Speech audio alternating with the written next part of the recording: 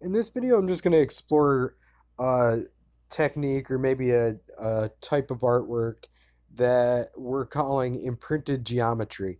And by we're, I mean me and Ludovic Payne, who coined the term a little earlier today. Uh, this image right here, I think, is probably my best example to show of it. Um, and loosely we could define it as masking an image within a pattern. Uh, so we both showcase the image itself as well as the pattern that's being used to mask it. But maybe it could be a wider term than that. Uh, I suppose we'll just see where it goes. This, I would say, is a pretty overt example, meaning you can see both the pattern and the image pretty well. Uh, but I think it could also be a little more subtle. Like this, there's a skull in there, but if you don't look closely, you can't really tell. But it's there. It's neat. This is another one I made recently, and then I've got a beautiful example that Luda made. I don't know if I can call him Ludovic. I don't know. We've just been talking. um, Let me make sure that this is the good one. Yeah. So this is an example where you can see this spiraling pattern, and I'll show the source for that in a second. You can see the spiraling pattern that's going within this also, I don't know, deity, this woman. Um, so this was the this was the I guess it's a geisha or something. This was the image that he drew from, and this was the mask that he used for that. And I'll get into the masks, but I think if you're watching this, you've probably already seen something about masks. So some other examples, I would say, as far as stipple and this imprinted geometry goes, that these are where it started for me. Um, was with this stuff. Uh, the the night that I made that I implemented the masking feature on Stipple, I'll be honest, I was pretty excited that night when I came up with these drawings, and honestly, I I still think they're some of the coolest stuff I've done. Um, I'll also go over some how to do it, but also how not to do it. Um, so I'm gonna go ahead and get one started. Let me check the clock. Um,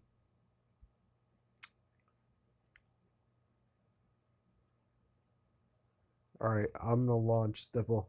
So I'm gonna do a quick rendition of of one of those ones I just showed you.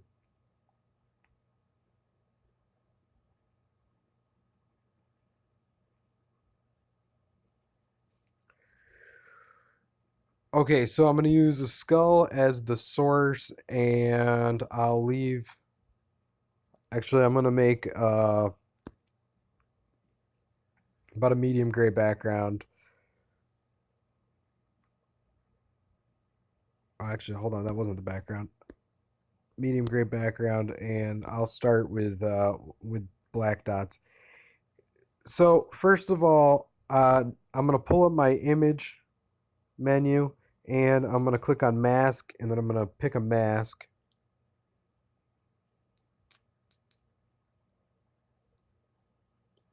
So I'm gonna use a mask. This is from one of the people I follow on Instagram, Mixed Load. They do some amazing, very intricate pattern work, and it works just fantastic for this technique. So I'll explain it a little bit. I'm gonna hide my source, and this will give me a chance to show you what the ghost palette. All right, so here's my mask image. Basically, whatever I tell whatever if I pick on, okay, so when a mask is enabled, you'll see that this mask slider becomes enabled also. So I'm going to pull this to about here, and what it's going to do is any it's gonna mask my draw image as I go based on the darkness of the mask image. So I'm going to be drawing both my draw image and my mask at the same time. Let me tone this down a little bit. So you'll see what I'm talking about as I get going.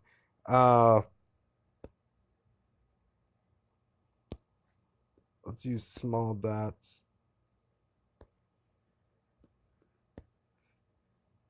Smaller than that. All right, so you see that it's drawing the dark spots of the image like usual, but it's only allowing the dots that make it through the mask. So it's imprinting both the draw image and the mask image at the same time. Now, if I want to flip this around, and this is what I did for this image, was then I flipped the mask to allow the what falls in the light spots of the mask image, and then I'll flip my draw slider as well, my normal draw map slider. So now I'm drawing the light spots of the image, and it's coming through on the light spots of the mask.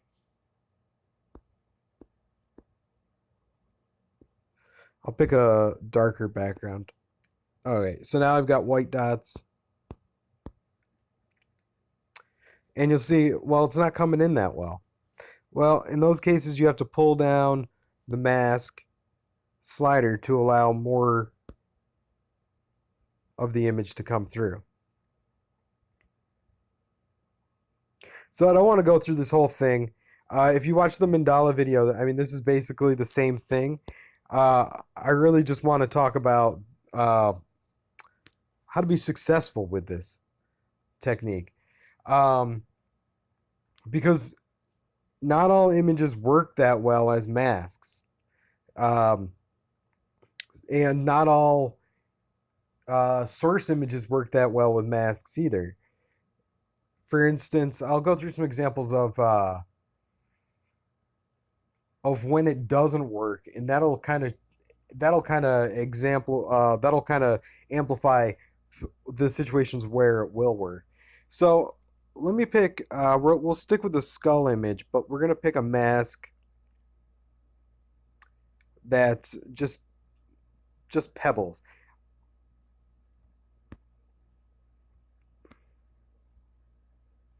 So, when I started this, I thought it would be cool to do something like this with pebbles, but you see, it just doesn't really work. Um, in fact, I think I got to turn that up a little bit. So, yeah, you can see, well, maybe that is kind of cool, but it certainly isn't working quite as well as that intricate black and white pattern that we were using originally. It really comes down to the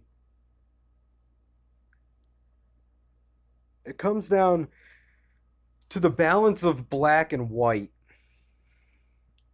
in the mask image. Mask images work much better if they're high contrast, black and white, but they also work much better if the pattern is very tight. You see, this doesn't let very much of the draw image through. It looks okay, but it definitely doesn't look, as I said, as good as that last one that we had done. But still, I think that somebody could do something with this. Now, is this imprinted geometry? I'm not exactly sure because are pebbles really all that geometric? Yeah, probably. I don't know. I'm going to go to some examples. I don't have a lot of examples left over of bad artwork because I generally won't save it. But I don't think that this image came out all that interesting because it basically just looks like the spiral is just cut out of the image itself. It doesn't actually look like it doesn't look like anything more than we couldn't do in Photoshop. This image right here didn't come out all that well, not on the first try. I did make it a little bit better.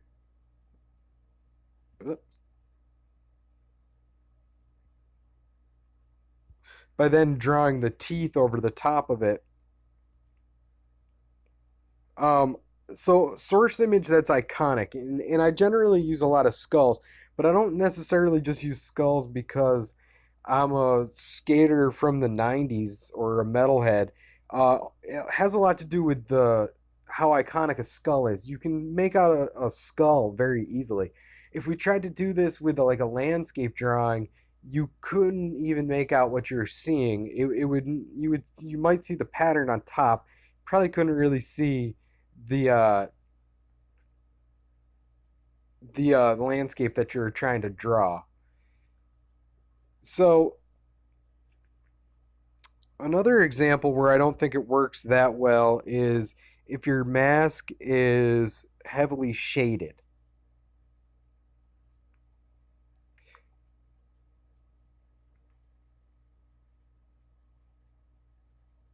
So say we took this cube. Now you'll see that there ends up being 1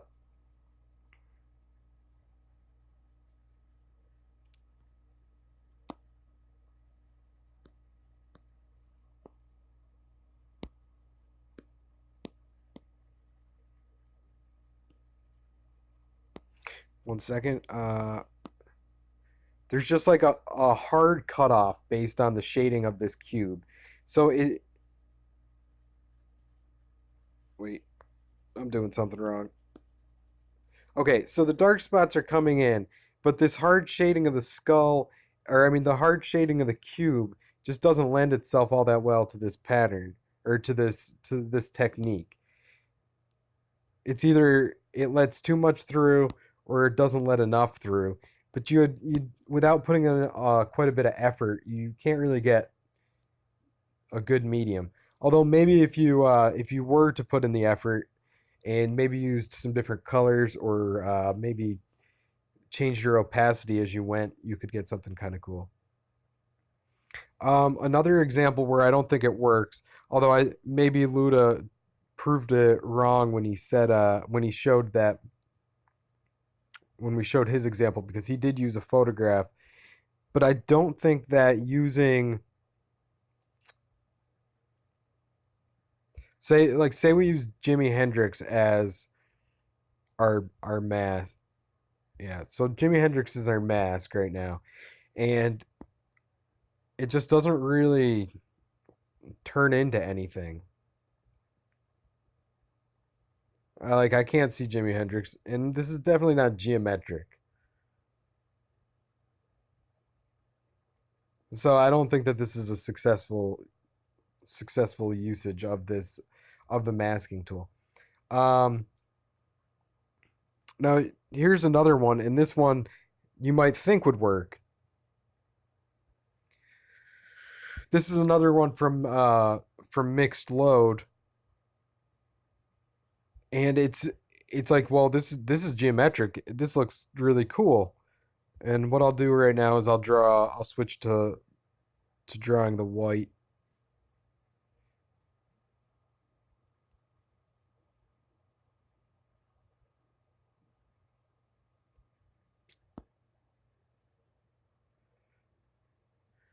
But you can't really make out the pattern. Let's take a look at it. You can't really make out this pattern. It's not showing up. You can kind of see it on the edges. And again, well, I guess it kind of looks like a razor or a saw blade. But again, this is because you there's too much subtlety in this image altogether for this to work that well. It ends up just drawing the hard cutoff. Now, with some work, yeah, you could get something cool. I mean, but oftentimes, if I'm trying something, if I think it looks cool or I think it was a cool idea, I'll stick with it for too long before I just give up on it. Like, sometimes you just have to know the what's gonna work and what's not gonna work. Exploring is how you learn that stuff. So I definitely encourage that. Um, Now you could definitely stop watching, but let me just mess around with something else.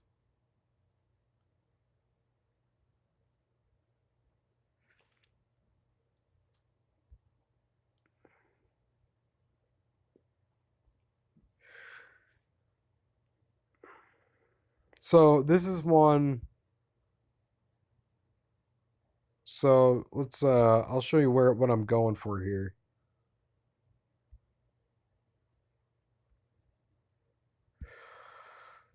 Is something like this. Uh, One of the test users compared this to a fingerprint. It's not exactly a fingerprint, but it definitely looks like a fingerprint. This is what it is. It's a really cool another mix load. Mix load has some of the coolest pattern work that I've ever seen. I'll be honest. That's some of the coolest stuff I've seen. Um, so I'm gonna position. Oh, let's hope it's not crashing on me. That'd be a pain in the butt. So right now I'm gonna position my draw image over my mask, and I will. I am in white mode, right? Yep.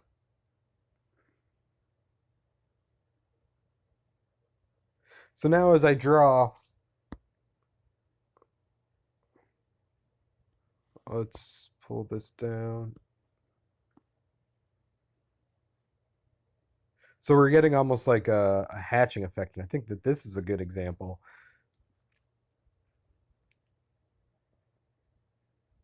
Let's hide this source image. So we can see that we have the mask is definitely present in this image. And what you can always do is turn off the draw image, and then you'll just be drawing the mask.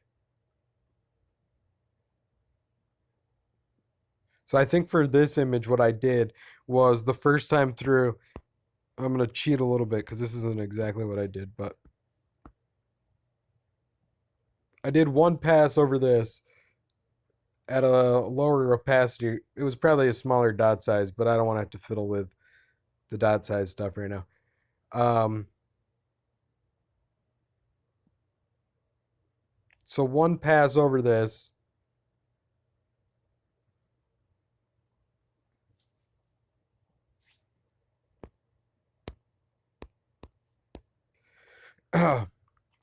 Shows us our mask really well. And then I'm going to increase the opacity, and we're going to turn the draw image back on. So now as I go, the hand is starting to form within the tight hatching work of the mask. And again, I'm not going to do this whole thing. The original took, I don't know, probably an hour of me just trying it, throwing it out, throwing it out. And maybe that's kind of the name of the game. I mean, that's what how I work with Stipple is I try something, it doesn't work, I undo a bunch of steps, try something else, doesn't work, I undo it.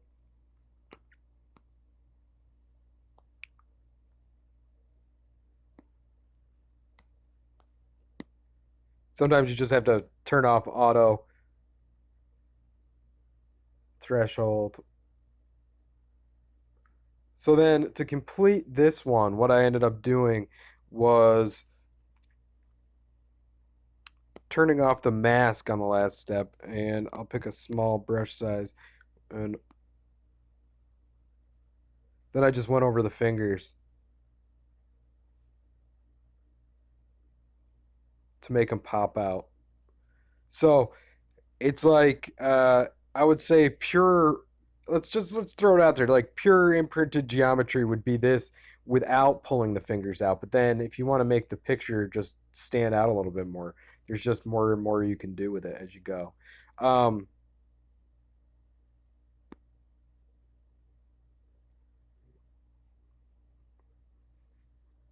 So let's see, how long did this go? 20 minutes? Let's throw in one more thing. One other thing that I think was pretty cool, and this is I'm gonna use this color map from another one of my Instagram friends, life deck observation. Something interesting, some creative name. I'm drawing a blank though. Uh, that's not fair. I can't find your name, so I'm stalling. His name, I don't know, whoever's name. It's not for me to decide these days. Uh, okay. So here's one other thing that you can do. Once you have your image drawn, maybe you now think, well, maybe it'd be cool if I threw some color in there.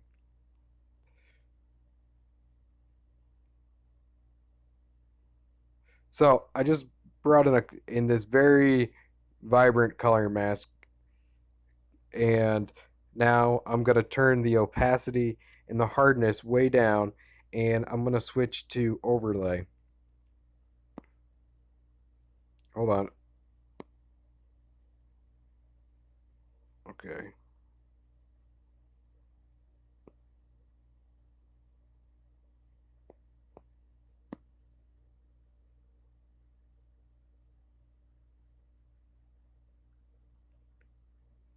Oh, hold on. That's why.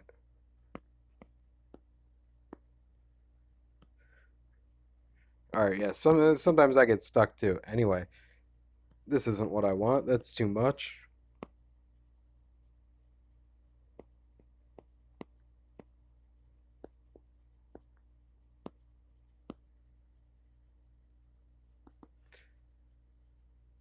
So you can always splash some color on it after the fact if you use some of those different blend modes. Let me pick a different one. This blend mode's not that good for this. Let's go with dark and yeah, it looks about the same. Anyway, just an extra little tip about coloring them. You can definitely use other things though. All right. Well, this went on for far too long. I can't imagine anybody's still watching. But anyway, thanks for watching. Uh, thanks, thanks, Luda. And give me 1 second.